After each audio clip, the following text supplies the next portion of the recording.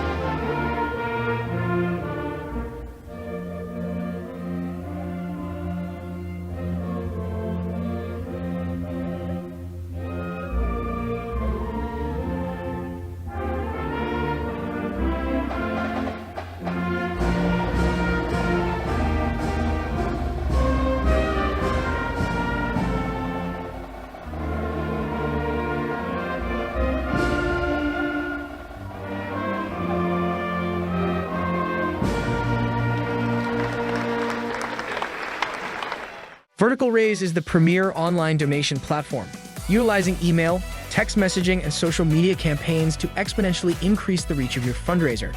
With detailed tracking and the complete personalization of every page, Vertical Raise provides an easy system that works. Our experienced representatives have made us the most effective fundraising platform available. We look forward to the opportunity in helping elevate your program to the next level and reaching your goals. Visit online or call today.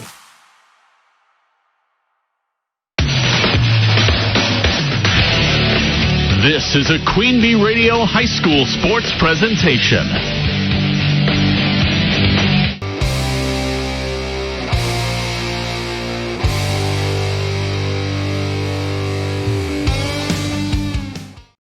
Hey everyone, I'm Tyler Dictanis, and welcome to this week's edition of the Queen Bee Radio High School Sports Roundup presented by Vertical Raise Milwaukee.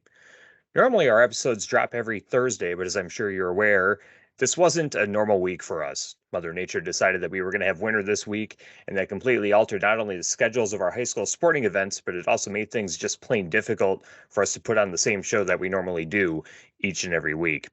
This week's show is a little different, as we will be showing you some of the best one-on-one with the Great One interviews presented by People's State Bank, as well as an almost 15-minute long Subs.com highlight reel from our basketball coverage over the past couple weeks.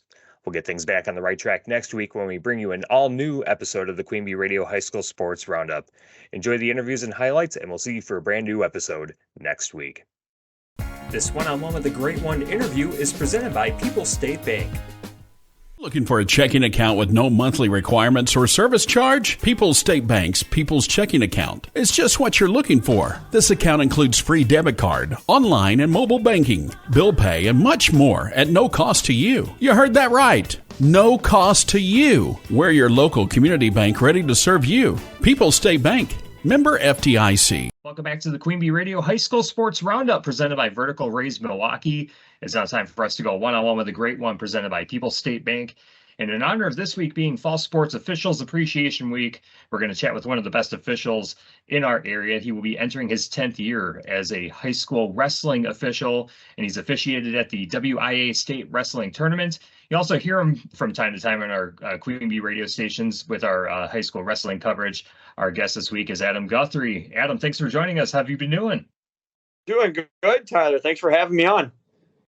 Yep, absolutely. A pleasure to have you on. And before we get into the journey as an official, we do like to talk with our guests about, what their interests were as far as getting into sports and things like that. So let's talk about you. What sports were you into growing up, and what's kept you in the high school sports scene after your playing days were done? I was active all 4 years throughout high school. I was a 4-year football player. I was a 4-year starter on the wrestling team, 2-year sectional qualifier. So I fell in love with wrestling right away. Played 2 years of baseball.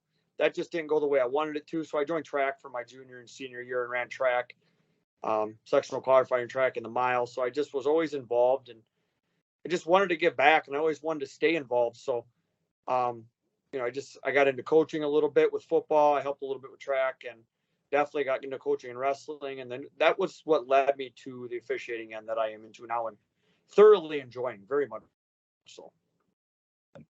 Yeah, this is going to be your 10th year as a high school official. And I think it was something that you posted on Facebook before this last year's WIA state wrestling tournament that it was at that tournament that you really decided that you wanted to get into the field of officiating.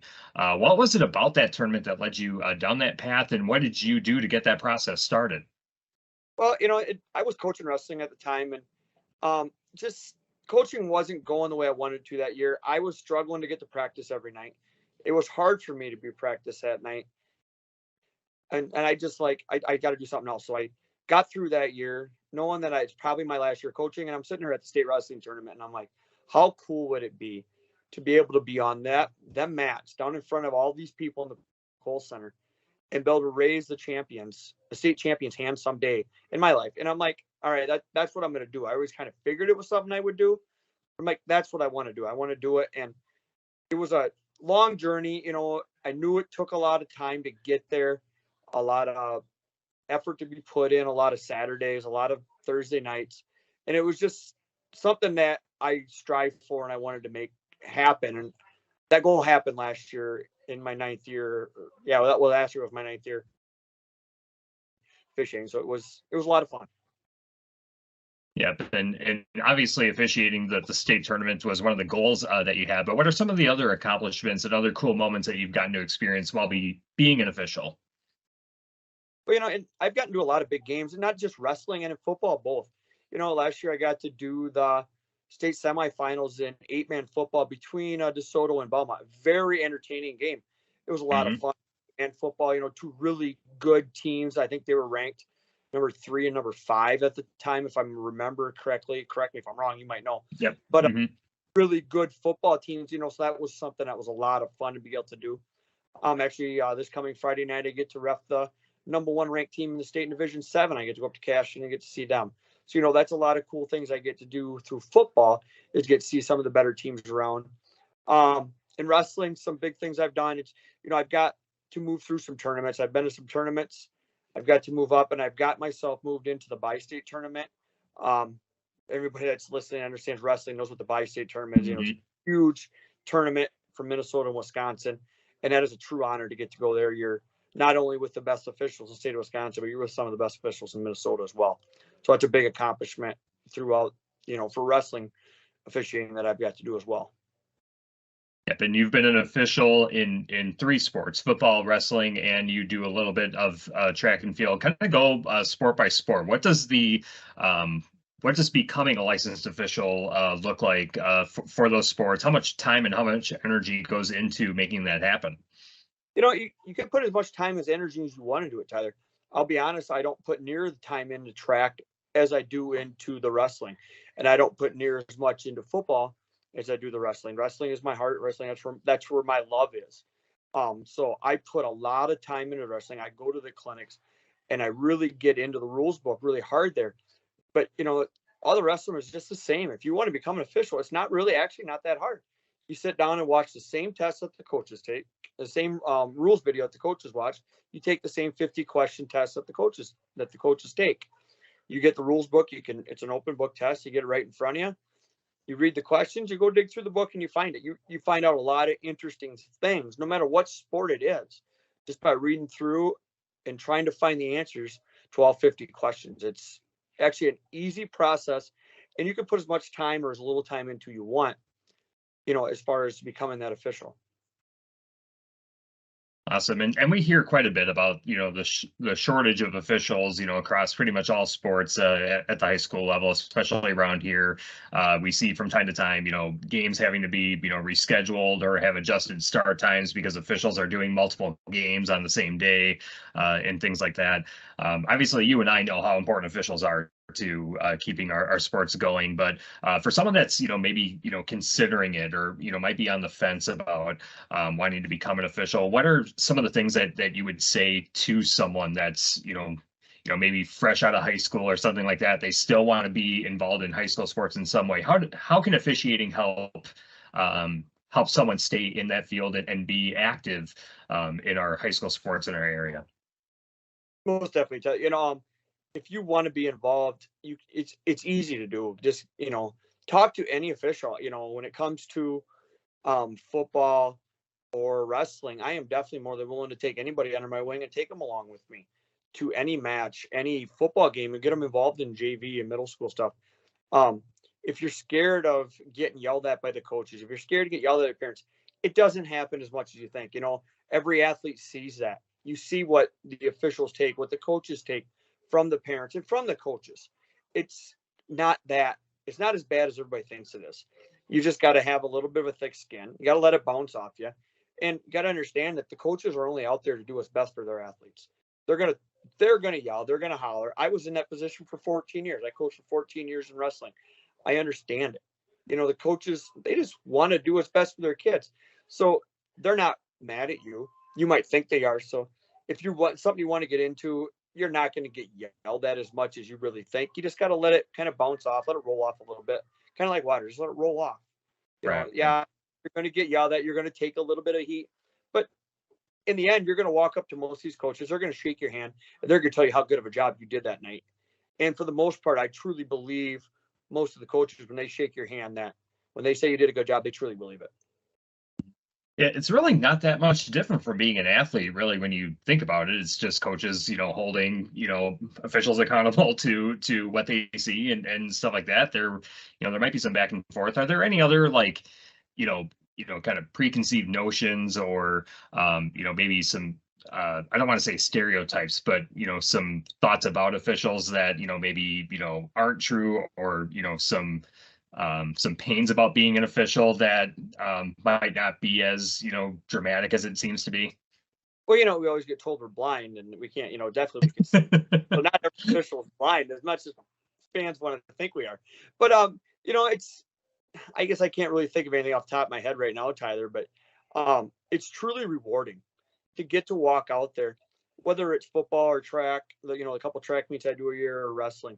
It's rewarding to walk out there and get to see these athletes grow throughout a year. I get to see it more in wrestling because I see a lot of the teams over and over again. To watch a kid grow from day one till the state tournament or to the state tournament series. I've seen different kids play football 2 or 3 games throughout the year. I'll see by the year off the Potosi Casville by their third time and watch that team grow. It's just kind of neat, so it's very rewarding as a person to watch these young athletes grow on the field. So, that's another really huge thing, how rewarding that is to be able to be a part of that. Yeah, that's awesome. Well, thanks a lot for joining us, Adam, and thanks again for all you do to help do your part and help keep high school sports alive. With all the officiating that you do across 3 sports, we appreciate it. Thank you so much for the insights, and we're looking forward to catching up with you down the line. Yeah, thank you, Tyler. Thank you everything you guys do on the radio. That's not just the athletes and everything, but what you guys do on the radio, getting everything out there is very helpful for all the communities throughout Southwest Wisconsin that you guys cover. We appreciate it as much. Absolutely. We appreciate it, man. That's Adam Guthrie, a WIA licensed official. And we'll have more on the Queen Bee Radio High School Sports Roundup after this on YouTube and SoundCloud. Grow your business by enhancing your digital marketing efforts with Queen Bee Radio and Phase 3 Digital. We provide customized solutions based on your business's unique needs, including targeted advertising, website development, and search engine optimization. Contact us at 608-349-2000 or visit p3da.com/platbill to learn more. Welcome back to the Queen Bee Radio High School Sports Roundup, presented by Vertical Rays Milwaukee. It's now time for us to go one-on-one with a great one, presented by People's State Bank.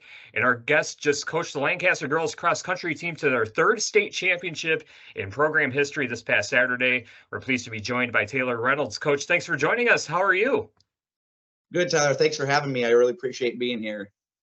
Yep, absolutely. I'll start off with a really easy question to begin. How awesome has it been being the head coach of this Flying Arrows team the past few days? And really, how awesome has it been for the duration of this season? Yeah, well, this is my 15th year as the head coach, and I've absolutely loved every minute of it. It's just when you coach cross country, you're dealing with highly motivated student athletes. They have good work ethics. They have good attitudes. You don't sign up for this sport unless you have those characteristics. So it's been a joy from when I started and we were not super competitive to building the program win a third state championship. We're just on cloud nine. It just the smiles don't stop. It's been just super fun, especially these last few days. So absolute joy. Yeah, I would imagine. And it's been an incredible run, pun intended, for the girls team over the last almost decade. 7 straight appearances at state, 8 appearances in the last 9 years. From your viewpoint, what's made this program so successful during that time? Yeah, I've got asked that question a few times, like in different ways. What's the secret sauce? What's the secret recipe? Part of it is just over this stretch, we've had talented athletes, we've had tough athletes come through the program, but I think most importantly, we've had dedicated athletes who are willing to put in the time, starting in early summer and on the hot days in August and July, and they're willing to put in those miles to set them up for when the season starts, and then they get after it all season long, and then they can finish the way they did here in late October when it's a lot colder and you forgot about the 100 degrees days in the summer.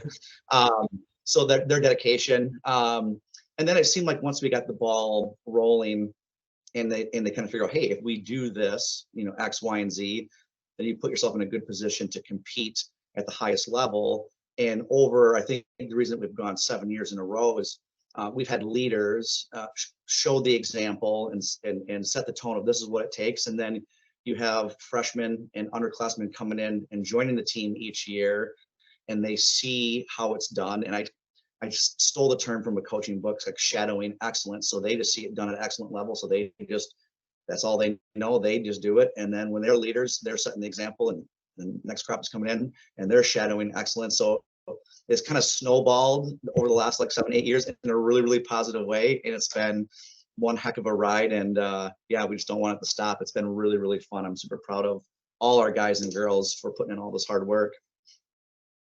Yeah, I believe it. Let's talk about your coaching journey for a bit. Where did your interest in cross country and distance running come from? What got you into coaching, and what's kept you coaching all these years?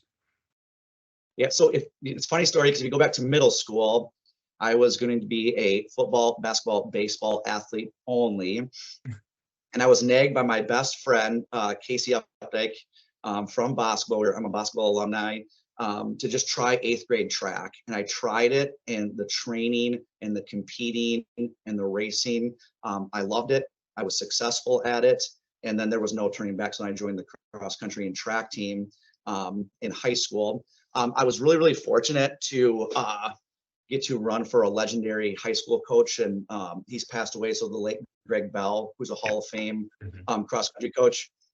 Biggest takeaway from him was he was really, really good at inspiring, motivating, being tough, but also kind, caring, loving, approachable. I think he had those characteristics, and I hope to, take what I've learned from Coach Bell and apply a lot of that to my coaching.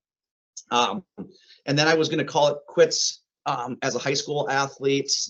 My junior and senior year of high school, we actually were the state runners up as a team, and it felt like there was just left a bad taste in my mouth. There was unfinished business. I took a semester off in college, but then ended up running 7 seasons between track and cross country for UW Platteville. And what I really appreciate with my time as a UW Platteville track and cross country athlete, I got to run for Coach Tom Anzac. And in my mind, I always tell people he's the exercise science guru. Had at one point more All-Americans than any other coach in any division for a period of time there. So I use a lot of his training principles rooted in exercise science and his system, and it really, really works. And I and the team, we have a lot of confidence in our training system as well. So that was kind of my journey as an athlete. So then I got hired at Lancaster as a Phy Ed teacher, and I taught middle school health and Phy Ed for 10 years. Now I'm actually the middle school principal. But my second year here, there was a vacancy for the high school cross country position, and the first season was the fall of 2009, and I took it, and I've been at it ever since. Yeah, it's really cool. And just hearing, the two coaches that you had, Coach Bell and Coach Anzac, those are probably two of the most respected names, especially in Southwest Wisconsin from a cross country standpoint. When you think back to, maybe some of the advice or things that you've taken from them. What are some of the things that kind of stand out that either advice that they were given or things that you've kind of taken on as your own that kind of correlates to your own coaching journey? Yeah, that's a good question. And I've never been asked that one before. I don't know if I have like the specifics, and I'm will kind of echo what I just said. Is I don't have like a specific story or an example I can think of off the top of my head. But just knowing that Coach Greg Bell's just his motivation, his toughness, his ability to inspire belief in athletes, and hey, we can do this. Hey, we're the toughest. We're going to be the best. If we work hard, we'll do this. He was kind of like tough and in some ways intimidating, and in some ways a teddy bear. You can just jump on and be wrestling with at the end of practice too. So I think that was the biggest takeaway from Coach Bell. And then Coach Anzac, I just appreciate everything he taught me. I always tell people I went in to college thinking I knew a lot about distance running. I knew a lot about training. I came from a good program. And I always said, I thought I knew this much. And Coach Anzac taught me, can't even fit on screen this much. And then I realized there's this much I still don't know. And I still don't know that stuff. So it's kind of like the more you learn, the more you realize there's a lot more to it. So yeah, they were excellent coaches, and the things that they taught me are a big part of our program and our success and my ability to coach effectively. Awesome. And I know that, in addition to cross country, you coach track and field, distance running there, which is a pretty common thing that we see cross country coaches do. But having been a distance runner myself, I know that there's a very distinct difference between cross country and track and field. And with that in mind, what are some of the differences in the coaching methods that you have to use between coaching cross country and track? They're two different animals. There's, you're looking at, I'm in track, I coach the half milers and the 800 milers, 2 milers. So there's just a difference there. And then, even in practice with the throwers, and there's just so many more moving parts to track and field. It's just a different beast. And they're both are really, really fun in their own way, but they're just different. So yeah, in track, there's a lot more moving parts. One of the things I kind of appreciate about cross country is it's everyone together, same workouts, doing the same thing, doing the same race. And not that we're not tight knit at track and field. I'm not saying that at all, because we have a very, very tight knit, really successful track team. And they were the state runners up last year in the 2023 track and field state championships. Our girls were, and it was just incredible. We had great individual events, and we had great relays, and we had tons of medals. So it's just awesome. But yeah, cross country is a little simpler in the fact that everyone's doing the same things pretty much at all times. And I think you really, really maximize the sense of like family, camaraderie, togetherness, because you're doing everything together and everyone's kind of rooting for each other too. So yeah, both are awesome. I love coaching both. But there are different animals for sure. Yeah, but before we close up, I wanted to ask you about Mallory Olmstead specifically. She got to bookend her career with a state championship, this year, as well as the state championship won in 2020 as a freshman. Talk about how special she has been, and really, just from what I've read and kind of kept tabs on throughout the season, it really seems like she's kind of been the catalyst and the leader of this Flying Arrows girls team. Talk about what she's meant and how much that success that she's had translates to the rest of the team. Yeah, Mallory came in as a freshman and was super motivated and dedicated even at that point, and has just continued to build her leadership. And she's meant everything to the last 4 years of this program. She's been dedicated. She's been tough. She's been a vocal leader. She's been a leader by example. I'm just so thrilled and so proud that she could go out on top. When she was our number one runner as a freshman all the way through, and that was the COVID year where we had subsectionals and then sectionals. And she actually sustained a hip injury right after the subsectional. She ran really, really fast. She won her heat of it. And then at the sectional meet, she was in a lot of pain. She ran, and she was actually not the first time ever, not our number one runner. And then at the state meet, we gave her a full week's rest and didn't even run her from sectionals to state. So the next time she ran after the sectional cooldown was the state warm-up. And she was in an incredible amount of pain. It ended up being our 5th runner that day, but got it done so that she could, even though she was our 5th runner, she ran so incredibly tough to go through all that pain for us to win the title in 2020. And then I never mentioned it a lot to her, but in my head, I always said, like, I just don't want her freshman year to be the one highlight of her career. I want her to like, so to see her be able to lead a group of girls as our senior captain. I remember I was jogging away from our starting box 22. I could hear her saying like 2 or 3 times as she was slapping hands, "We got this, girls. You're going to rock it. You're going to kick butt. We got this. We got this." And just reassuring them, let's get out there and do our thing. And even right to the minute the gun went off, she was reassuring them and leading them. So it was really, really awesome. She also facilitates, like after practice activities, and let's go out to eat, and let's come over here to our basement and stuff. So she's meant everything to our program over the last 4 years. So she'll be greatly missed. So.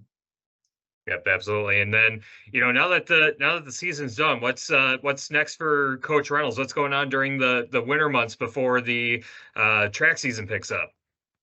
So right now I got just a huge to-do list with uniform turn-ins and exit interviews and getting slideshows and videos, and it's a little overwhelming, but it's a lot of fun to put it all together and have all those memories. And then we'll give all of our athletes some physical and mental break here for a while. Some will start their winter sports, and we wish them the best of luck.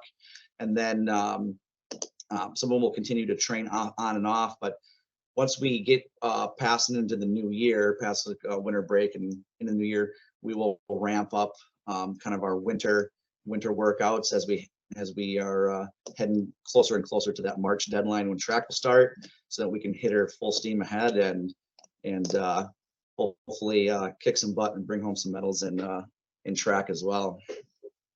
Yeah, absolutely. Well, thanks a lot for joining us, Coach. We appreciate the time. Congratulations again on the title. Give our best to all the girls, the coaching staff, everyone on the team that made the team so successful. Best of luck going forward and into the track and field season next spring. Yeah, thanks a ton. I appreciate you reaching out, and I am. It's just my pleasure to be here, and thank you for the coverage. We really appreciate it. You have a good day. Yep, absolutely. That's head coach Taylor Reynolds of the Lancaster Flying Arrows cross country team. We'll have more in the high school sports roundup after this on YouTube and SoundCloud. Check out Supps.com. Supps is Southwest Wisconsin's go-to supplement store. Find all your favorite supplement brands at the best prices from local people. Fuel your fitness journey. Supps.com, your go-to supplement store with locations in Fenimore and Dubuque. This week's highlight reel is presented by Supps.com. Top of the silo pass, and over at the left wing is Williams. He drives, then passes to the corner, and a 3 from Burreson. Bullseye. See, 5-2. And then there's a steal, and taking it all the way in and slamming it in is Gavin Wonderland. Weber, the steal. Over at the left wing, Gildersleeve. Behind him, picked up by Williams. Williams to the right side of the lane, puts up the jumper. Good. Taylor. There's a pass out to the corner, and a 3 from there. Offensive rebound off the miss, and that is good for Gildersleeve. And a quick pass in the lane, take it away. Burreson came up with it, then he loses it. Groom back the other way, then passes underneath, laid up and in by Dawson Weber. And then a bounce pass into the lane, and the turnaround by Raceback. That will in and out. Gets the rebound, though. Gets the basket on a foul. If at first you don't succeed, rebound. Wing passes back out to Uppana between the circles. He decides to drive the left side of the lane, takes it in, and lays it in. Or at the right wing, Jackson Oyen in the lane, lays it up and in. Ezra Groom now, and a no-look pass. Nice feed. Laid up and in by Wonderland. And between the circles, here's a pass to Uppana, and Uppana gets the basket and is fouled. And that was about the most obvious foul of a shooter ever. Fight for the basketball into the corner, and coming up with it is Jackson. Jackson up ahead to Will Murray, and he lays it up and in. Into the forecourt. Murray has for the Redbirds. Short jumper, no good. And Will Murray is there for the putback, and it's good. But I believe it was 61-49 was the final of that one. There's a turnaround jumper by Uppadon. He knocked it down. Pass up on top. Kaleen takes. Now to Zuberbuehler, and here's Busher with a three, and that's the way you do it. Cassville had some big wins on this floor years ago. Busher a three off a screen, and it rattled in. Busher missed the three, then had the rebound kicked back out to him. He misses inside, now he gets the ball back. And Long up on top for a three. That's the way you do it. Murray has it. Murray puts down the dribble, drives to the baseline right, and puts it up and in. Panthers, and the ball stolen on a bounce pass. Reagan Jackson takes it. Long with a running three, and that's the way you do it. Rebound Redbirds. Murray goes to Busher, head of the wheel, and Long a rhythm three. That's the way you do it. Long has it. High right, over to the left-hand side, and a rhythm three-pointer good for Zuberbuehler. Back out to Murphy on the right side, dribbles into the paint, kicks out to the left wing. To Hermson, puts up a shot in the lane, and Hermson knocks it down. Sees the hands off to the high left wing, down to the left corner, up and out, loads up for three, left side, got it! By Taylor Williams on the left wing. Jumps to the free throw line, gets the Gildersleeve, floater in the lane, back iron, and gets the lucky bounce. Murphy stops his dribble, left to the lane, kicks back out. To Tyler Zimmerman, cross court pass to Kaufman. Kaufman in the lane, puts up a shot, banks it in!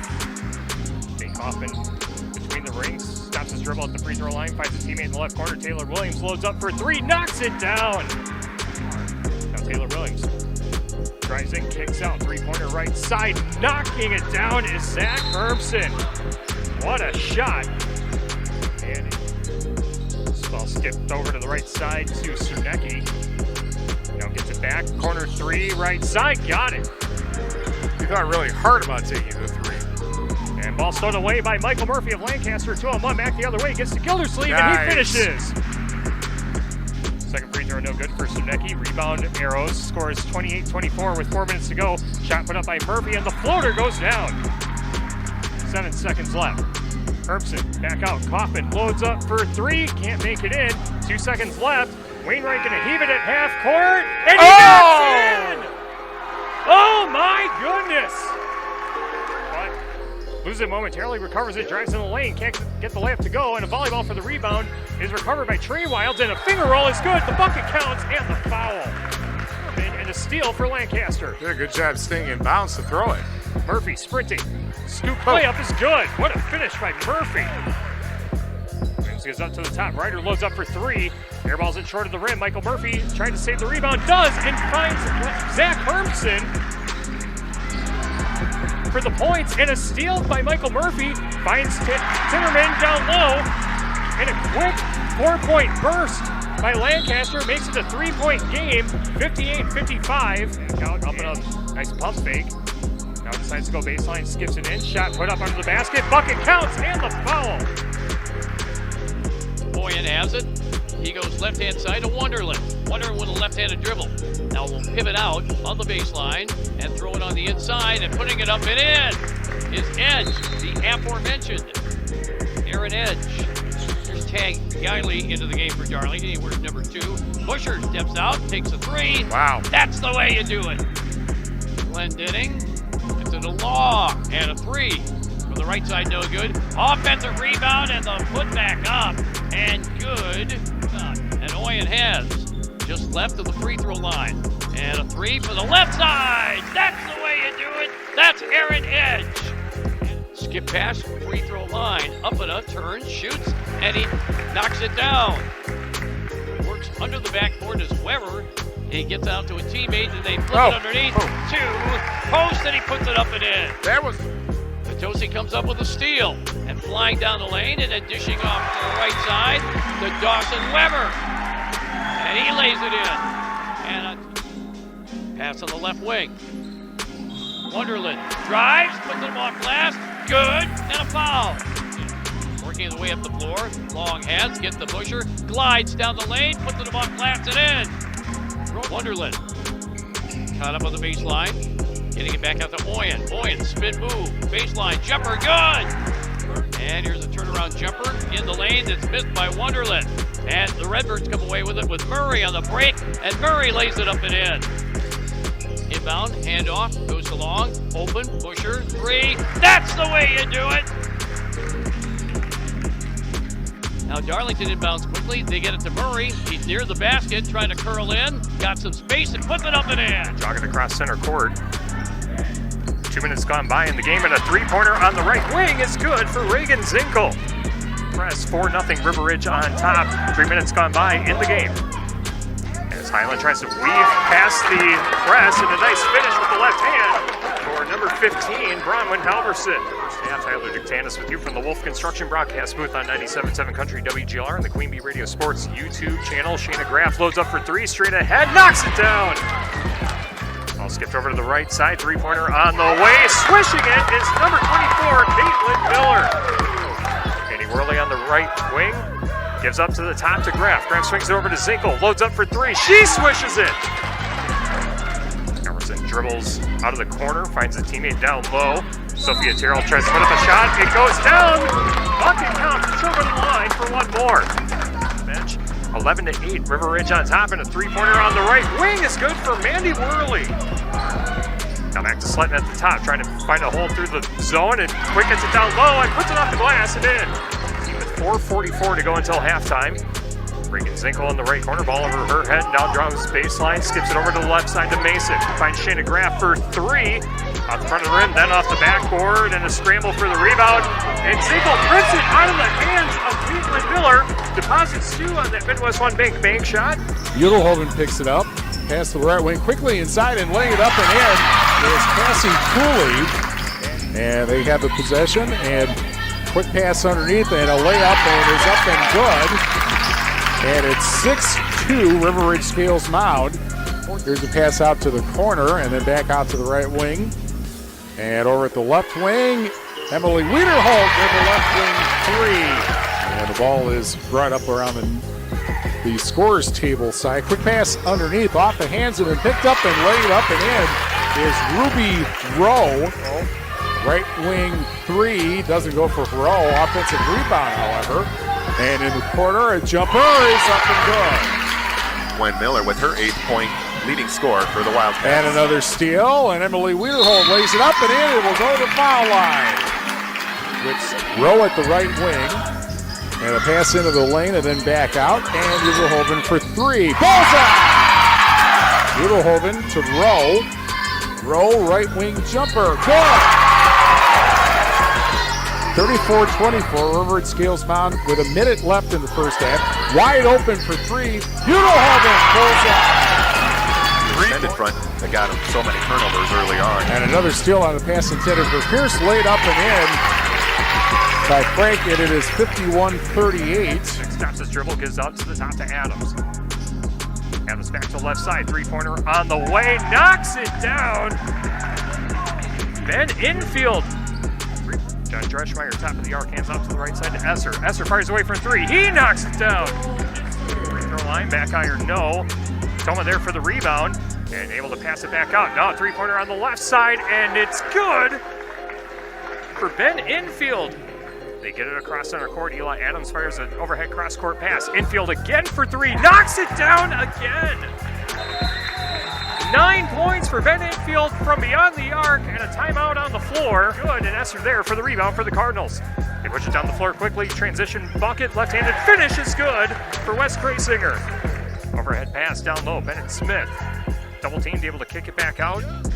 Driving in the lane is Dreschmeyer. Takes on a double team, puts up a shot. Scoop layup is good. And Krasinger collects the rebound. Now Bennett Smith loading up for three. He knocks it down. Switch it down the floor. Esser loads up for three. Near side. He knocks it down. Now pass given to Toma in the right corner. Drives baseline back out to infield on the near side. Cross-court pass to Noah Adrian. He loads up for three. He knocks it down. Carroll going baseline. Stops his dribble under the basket. Finds Newberry in the corner. Thinks about a three. But is going to give it to Bennett Smith. Now Dreschmeyer loading up for three. He splashes it. But he missed off the front of the rim. Rebound. Outlet pass for Platteville. Up ahead. A foul and one. The basket falls for Simon Babel by 3, 13-17 remaining first half. Here's a little give and go, and Ludlam attacks the rim and gets the bucket. Platteville quickly up the floor. Coffee weaving through traffic. Reverse layup, good. Keegan Coffey's first bucket. Rebound Murphy of Lancaster. He's pushing it up. Fires to the corner. Three-pointer, good by Lance Ryder. Gets it inside to their big man, McLean. Now out, Tashner for three, and he drains it. That's his second. Rebound. Lancaster somehow comes away with it, and wow, a wild reverse layup is good by Dane Kaufman. Lancaster, a quick transition team. Williams down the lane, up and under move, and he scores and one. Good. Offensive rebound, though, by McLean. He gets it back. Top of the key, Babel for three, and he hits it. Lancaster again being pressed. Williams able to break it here for the Arrows. He drives the lane, puts up a shot. Wow. He had to really arch himself to get that around McLean, and he kissed it. Kaufman now brings it up for Lancaster and just about turns it over. He does. Edge, breakaway, slam dunk. Snowstorm's supposed to start sometime tonight. Here's a jumper just outside the arc that's missed by Rundy. Put back up and good by Pierce. Now he almost gets a pitch out on the perimeter. Guarding him is Cruiser. Now drifting down the lane and putting it up with the right hand and in is Kelleher. Now pass up on top and rhythm three from the right. That's the way you do it. And that's Tyson Richards. Jump pass, corner right. Here's the three. Good by Carson Splinter, who just came in at that left dead ball. And dishing left, the ball thrown away. Right into the hands of Richard. Richard driving to the basket. Layup, good! And a foul! Rebound, Southwestern with Kelleher. Now he'll accelerate. Pass into the corner right. Here's a three ball. That's good by Furlong. On top and a three for the left side. That's no good by Kelleher. Fight for the rebound. The ball going out of bounds. They're chasing for it. And coming up with it is Kelleher. Gets it up on top to Rundy. Rundy into the paint. Off balance shot. Rim. Good! Good by Rundy. Here's the stack. Bounce pass. Stolen away by Cuba City. And coming into the lane and putting it up. No good by Hitterman. Ball goes out of bounds. It'll belong to Cuba City, but there's no time on the clock. There's no time remaining on the clock, and that means this game is over. Yeah, the officials say that's the game. Southwestern wins 63-60 over Cuba City.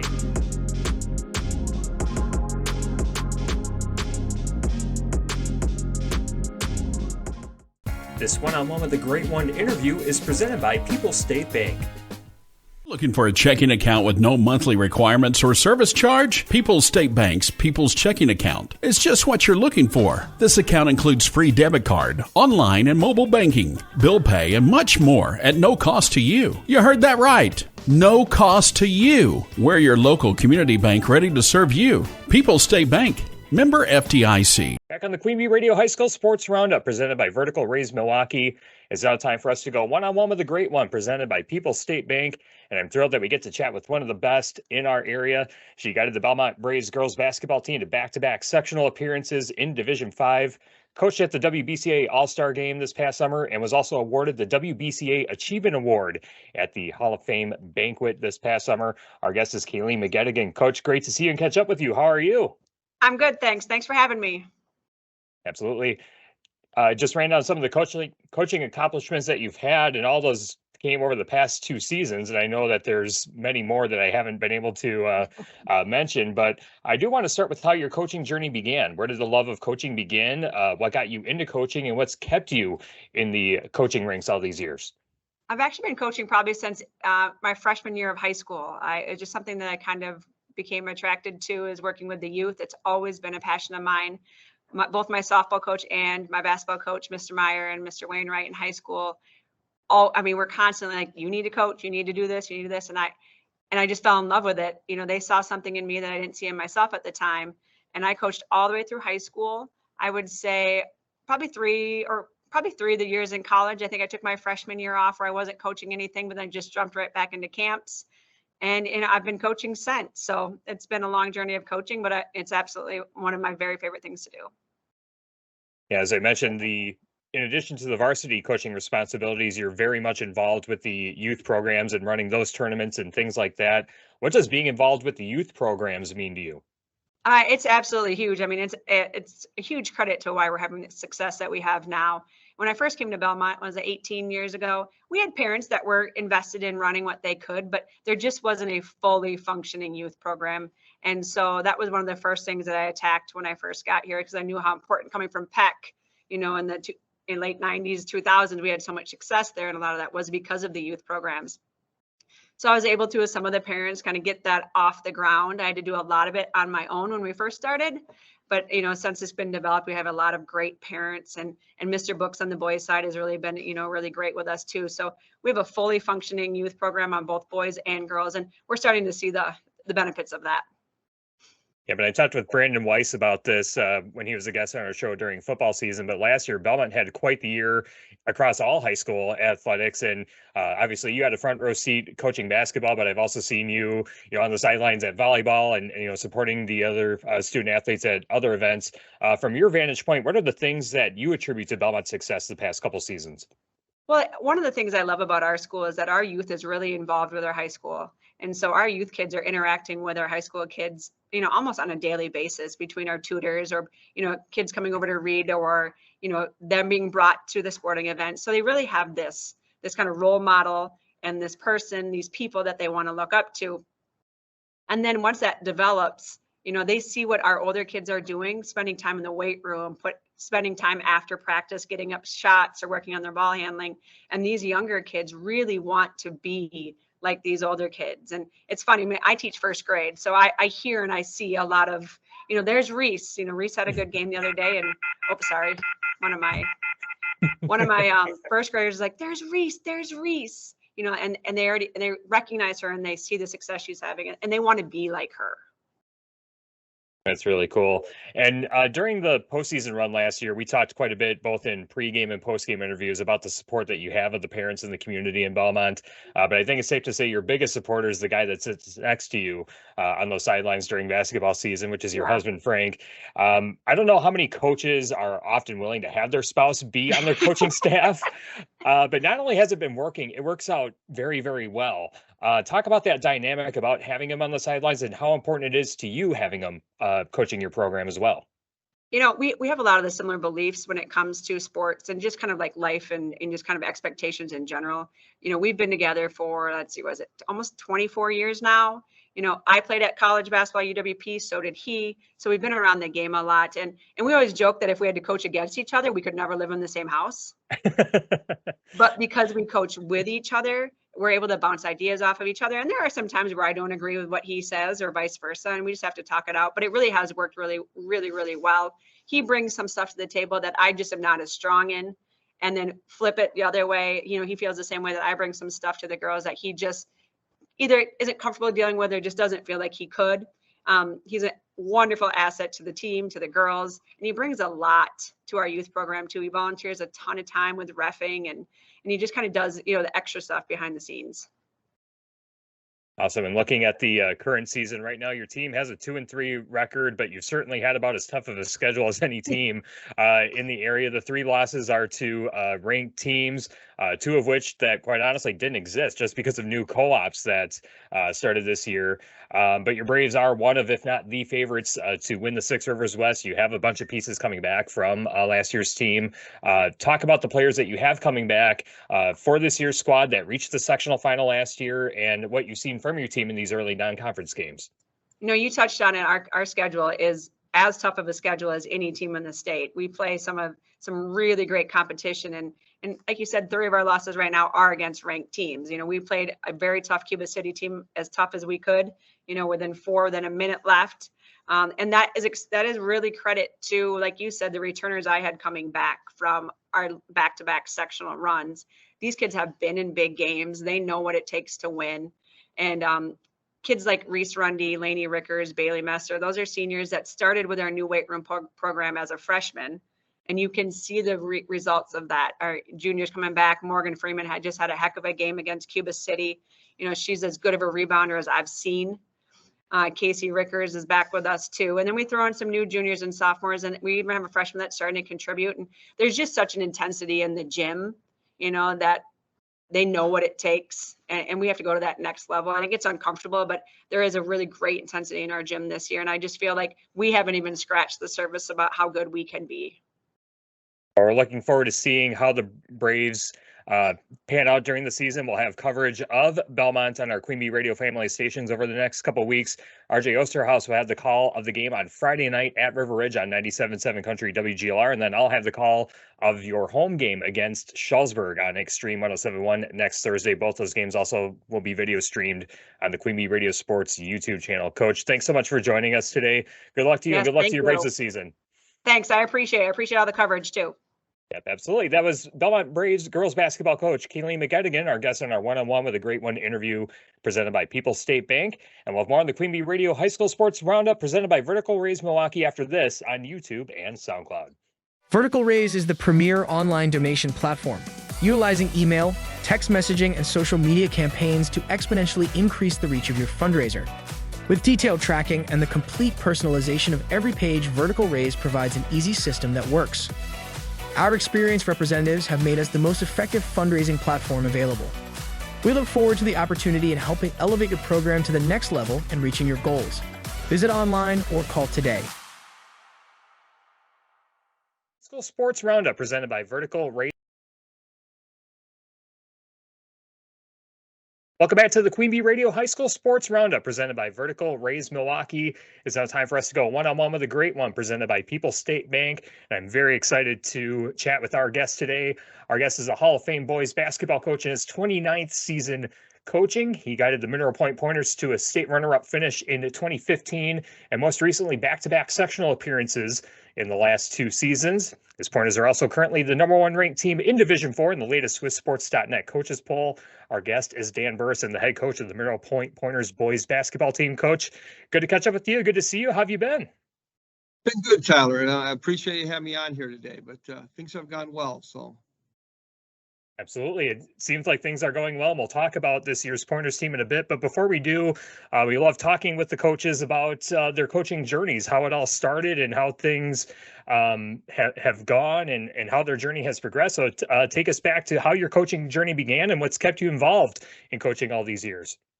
Yeah, well, actually, I started coaching some baseball in Dodgeville, probably a couple years out of high school. And from there, my high school basketball coach asked me, Bob Buck, who's the Hall of Fame coach, asked me if I had any interest in coaching some middle school basketball.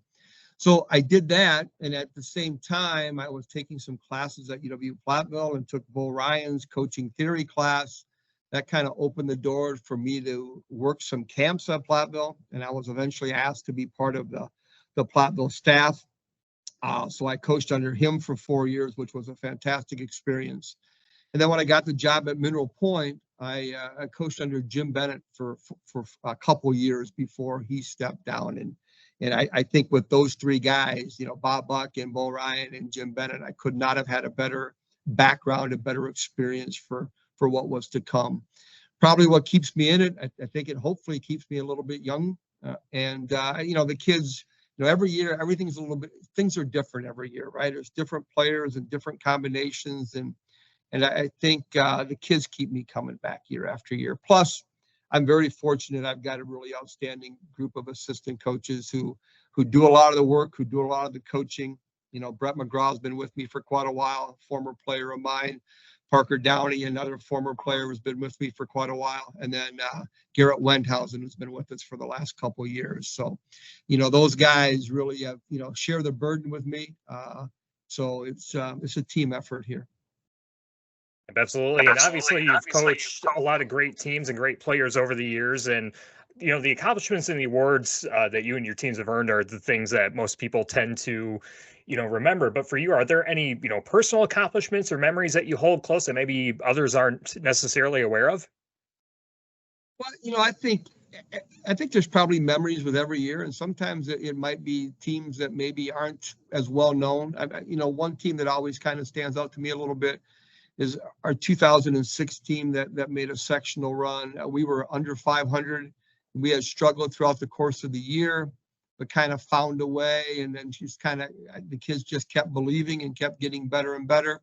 You know, I say the same thing about the 98 team that got beat in the sectional finals to Randolph. You know, we were struggling during parts of the year, but we just tell them to kind of believe in what we're doing, you know, trust the process, as people say.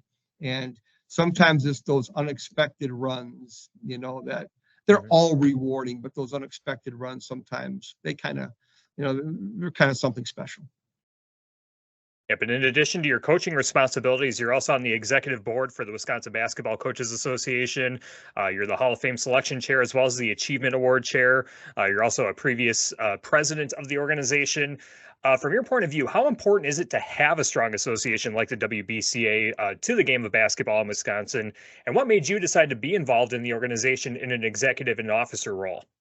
I'll answer the second part first. The reason I got involved initially, it was in the late 1990s. And at the time, there was 4 divisions in high school basketball in Wisconsin, but we only had 3 all-star games. So there was, you know, I think it was, they might have even went by letters, but I think it was divisions 1, 2, and there was a 3-4 game. And that made no sense to me that there was not separate games for Division 3 and Division 4.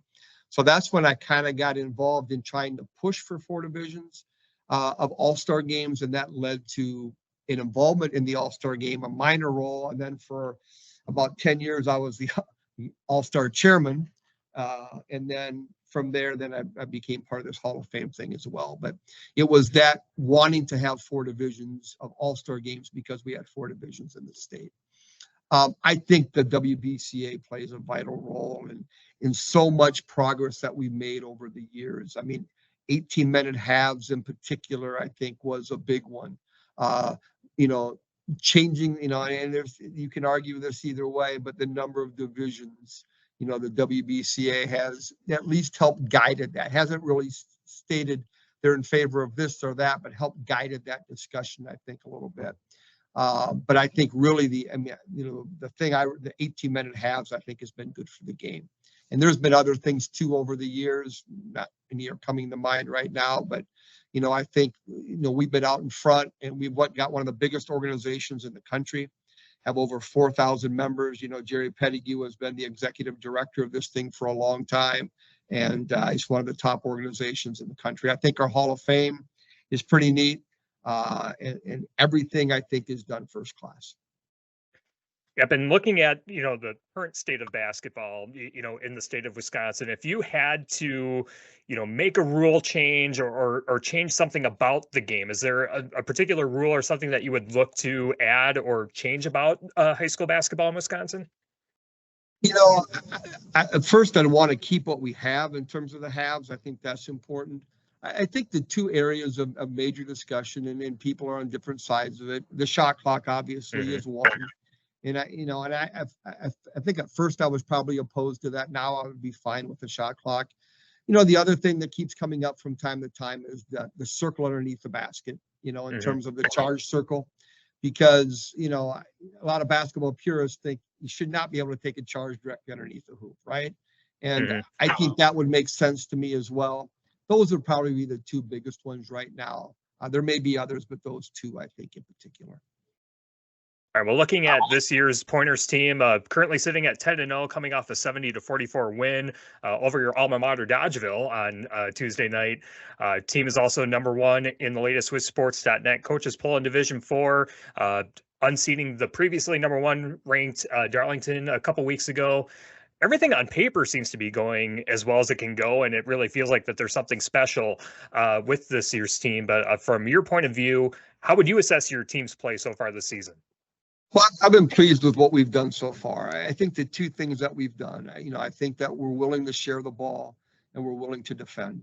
And I think those 2 things, especially the willingness to defend, will always give you a chance.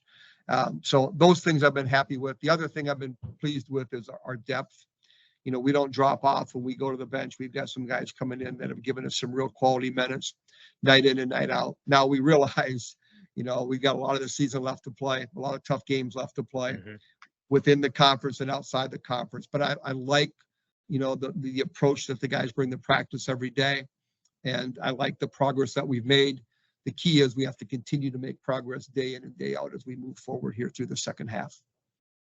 Yeah, but it'll be fun to see how far this team goes and what accomplishments they'll have when everything is all said and done. The Pointers' next game will be on Friday night versus Fenimore, and you can listen to that game over on 97.7 Country WGLR. Coach, great to catch up with you. Thanks a lot for joining us, and good luck to you and your Pointers the rest of the season. Thanks, Tyler. I really appreciate it. All right, that's head coach Dan Burreson, the head coach of the Mineral Point boys basketball team. We'll have more on the Queen Bee Radio High School Sports Roundup after this on YouTube and SoundCloud.